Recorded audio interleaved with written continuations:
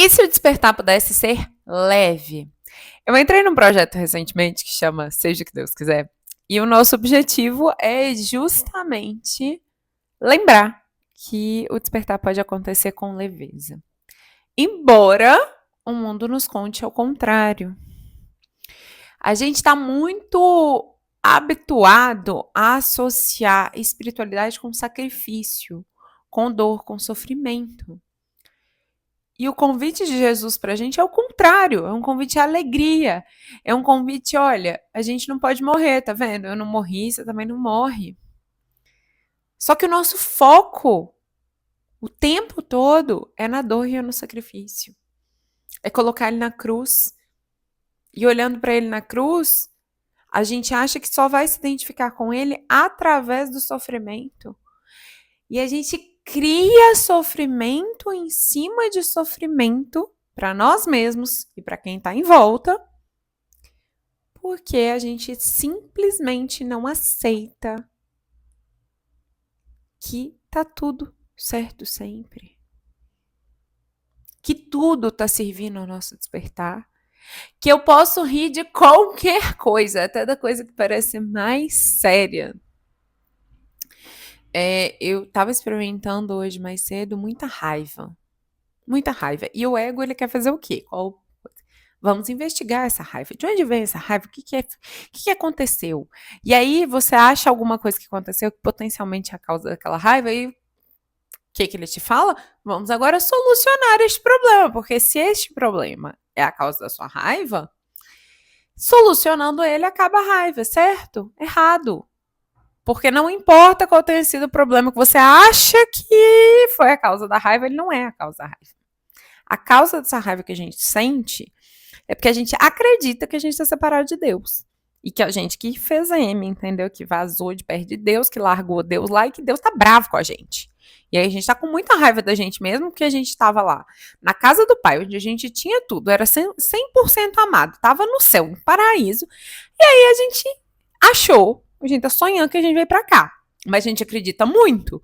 Aí você veio pra cá, um lugar que... Outro dia eu vi um post divertidíssimo de uma amiga minha.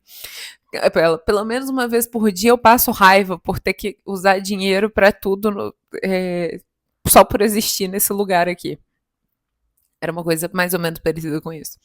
Mas aí, num lugar que você tem que lutar para ter as coisas, né? Porque lutar é muito bem visto na sociedade. Lutar, você tem que lutar para tudo. Você precisa sobreviver, você precisa de coisas para sobreviver. Você precisa de alimento, você precisa de moradia, você precisa de locomoção, você precisa de coisas. E aí você tem que fazer um trabalho. Que você pode ver esse trabalho como uma benção ou você pode ver, muita gente vê, como um sofrimento. Que é só aquele meio para você alcançar o fim, que é o dinheiro que você precisa usar para comer. Entende? Essa rodinha do hamster da sociedade, galera, disso que a gente chama de sociedade, ela não fecha. Tá todo mundo exausto.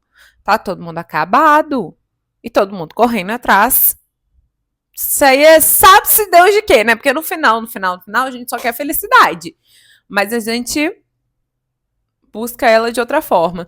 Vi uma cena também de The Good Doctor essa semana. Vai ser tema de outro vídeo essa cena, mas ela é maravilhosa. Porque o Sean, que é o médico autista protagonista da série, virou para uma mãe e para um filho que eles ficavam brigando toda hora. E ele falou: relacionamento, a comunicação de vocês me deixa muito frustrado. A mãe só critica, você só critica o filho e quer que ele fique de boas com você. Aí o filho, tá vendo? Aí ele vira pro filho e fala: e você faz um monte de coisa que você sabe que sua mãe não vai gostar e depois fica surpreso quando ela não gosta. E é isso que a gente faz o tempo inteiro. Vê se você não se reconheceu nesse raio dessa cena. A gente faz o tempo inteiro isso, com tudo e com todos, e principalmente com a gente mesmo. E a gente esquece que pode ser leve, que pode ser feliz. Eu hoje, acho que já falei, né? Mas não terminei de contar a história. Gente, essa sou eu, tá? Eu não termino. Pra fechar uma história demora 3.000 anos. Mas tudo bem.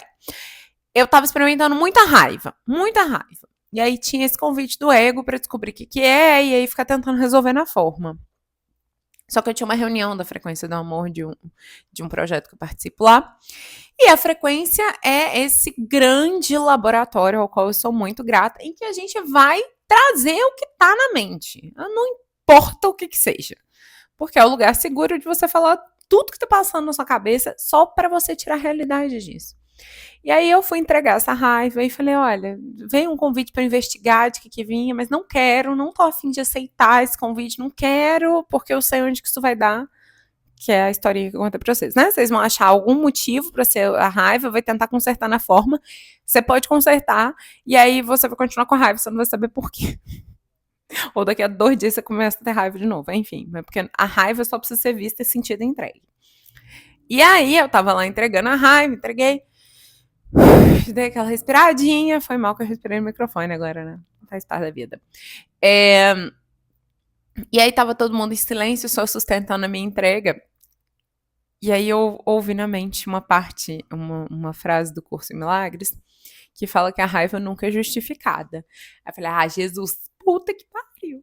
Você tá de sacanagem comigo. E aí a cena que veio foi eu, tipo, boxeando com Jesus.